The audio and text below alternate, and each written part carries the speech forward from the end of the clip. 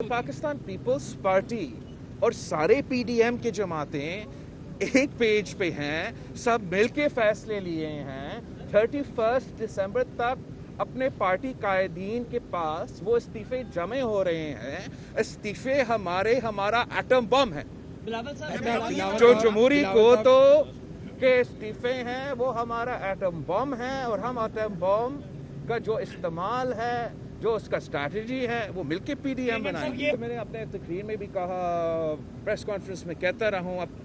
Dialogue का इस वक्त जो है, इस माहौल में जब एक कठपुतली वजीर आजम है,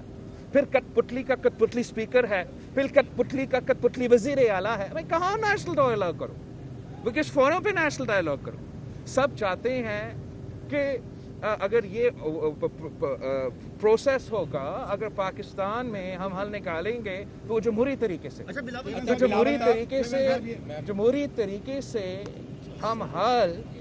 इस किस्म के लोगों के साथ जो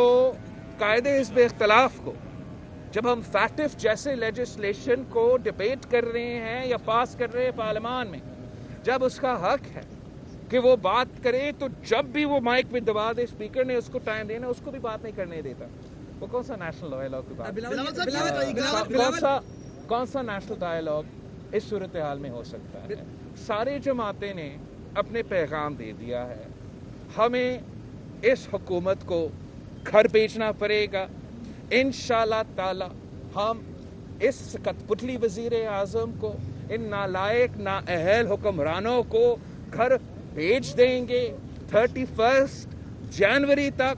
उनके लिए डेडलाइन है, मगर मैं आप सबके थ्रू और कैमरास के थ्रू आज ही उनको पैगाम भेजते, आज ही उनको के पैगाम भेजते कि वजीर आजम साहब मुस्ताफी हो जाए, इस्तीफा दे। मुल्क को क्राइसिस से हमने निकालना है, तो वो वाहिद तरीका है कि एक इमरान खान अपनी नाजायज वजीर आजम की कुर्सी से मुस्ताफी